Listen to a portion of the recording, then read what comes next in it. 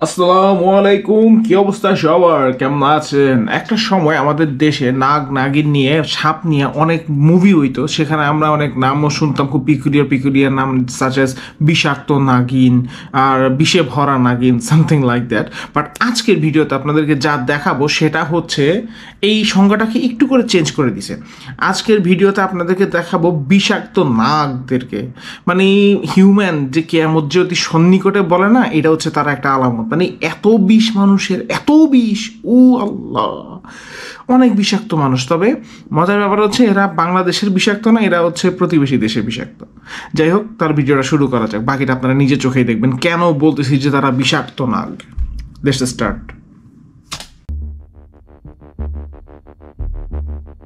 মহারাষ্ট্রের সাহিয়ার্দি tiger reserve প্রকল্পের বনাঞ্চলে একটি বেঙ্গল মনিটর লেজার্ড বা গুইসাপকে কথিত ধর্ষণের ঘটনা নিয়ে ব্যাপক চাঞ্চল্য তৈরি হয়েছে।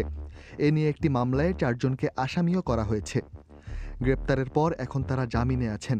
টাইগার রিজার্ভের মধ্যে অবস্থিত চান্ডোলি জাতীয় উদ্যানে বিনা অনুমতিতে শিকার করতে গিয়ে আটক হন এই 4 ব্যক্তি। সেখানে তাদের আটক করার পর তাদের কাছ থেকে জব্দকৃত মোবাইল ফোনের ভিডিও থেকেই এমন ঘটনা সামনে আসে। সাহিয়ার্দি টাইগার রিজার্ভ মহারাষ্ট্রের 4টি জেলা নিয়ে বিস্তৃত। এগুলো হলো সাতারা, সাংলি, কোলহাপুর ও রত্নাগিরি। কথিত এই ধর্ষণের ঘটনাটি রত্নাগিরি জেলার গোথান গ্রামে ঘটেছে। চান্ডোলি জাতীয় উদ্যানের বাঘের সংখ্যা গোনার জন্য ট্র্যাকিং ক্যামেরা বসানো ছিল। 31শে মার্চ ওই 4 ব্যক্তিকে শিকারের উদ্দেশ্যে অস্ত্র নিয়ে গোথানের মূল জঙ্গলে ঘোরাফেরা করতে দেখা যায়। এ ঘটনায় 4 ব্যক্তিকে আটক করে বন বিভাগ। সন্দীপ তুকারাম পাওয়ার, মঙ্গেশ কামতেকর, অক্ষয় কামতেকর এবং রমেশ ঘাগ। আটকের পর তাদের মোবাইল ফোন তল্লাশি করা হয়। তখন তাদের শিকার করা খরগোশ, সজারু, হরিণ ও পাঙ্গলিনের ছবি পাওয়া যায়। তবে এসবের মধ্যে একটি 4.5 ফুট লম্বা গুইসাপকে ধর্ষণের ভিডিও পাওয়া গিয়েছে। চান্ডোলি ফরেস্ট রিজার্ভের বন কর্মকর্তা নন্দকুমার নালাওয়াড়ে জানিয়েছেন, অভিযুক্তরা প্রাণীগুলো শিকার করার কথা বললেও গুইসাপ ধর্ষণের কথা অস্বীকার করছেন। ভিডিওটির সত্যতা যাচাইয়ের জন্য এটি পুলিশের সাইবার বিভাগের কাছে দেয়া হয়েছে বলে জানিয়েছেন বন কর্মকর্তা। যদি এই ঘটনা প্রমাণিত হয় তাহলে বন্যপ্রাণী সুরক্ষা আইন 1972 অনুযায়ী অভিযুক্তদের 7 বছরের কারাদণ্ড বা 5 লাখ রুপি জরিমানা করা হতে পারে।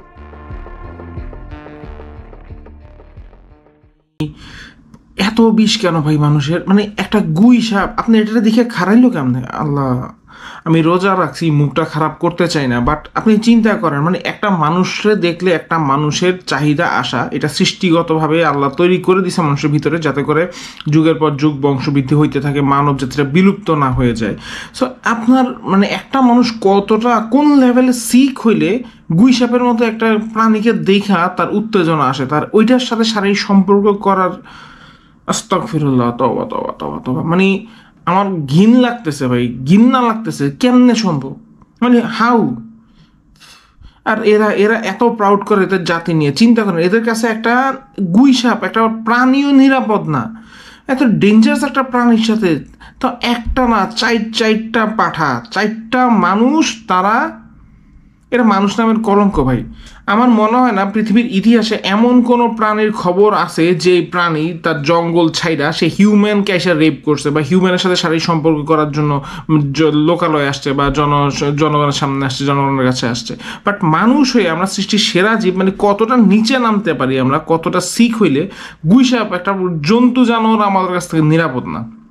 শিকার করে খাওয়া সেটা অন্য ব্যাপার, এটা তো এর চেয়েও বেশি ডেঞ্জারাস, জঘন্য ব্যাপার করে ফেলছে তারা। আল্লাহ, আমার ভয় লাগে এগুলো দেখলে, সত্যি কথা যেটা, যে কেয়ামত চলে আসতেছে। মানে যখন আপনি হিউম্যানের যে ন্যাচারাল রুলস নর্ম যে নিয়মগুলো আছে সেগুলোকে ব্রেক করবেন, যখন আপনি সীমা লঙ্ঘন করবেন, তখনই কিন্তু কেয়ামত আসবে। এবং সে সীমা লঙ্ঘন কোন লেভেলে লঙ্ঘন করতেছে আপনারা দেখতেই পারতেছেন মানুষের। আল্লাহ আল্লাহ আমাদেরকে হেফাজত করুক। এখনো বিয়ে সাথে ঠিক মতো করা হয় নাই, বাচ্চা কাচ্চা আছে, ব্যাপার স্যাপার জীবন এখনো তো অর্ধেক পড়েই আছে, এর আগে কেয়ামত চলে আসলে কেমন হবে? আল্লাহ আমাদেরকে ক্ষমা করুক। আজকে তাহলে এটুকুই, দেখাবে পরবর্তী ভিডিওতে। সেই পর্যন্ত ভালো থাকবেন, সুস্থ থাকবেন। আসসালামু আলাইকুম।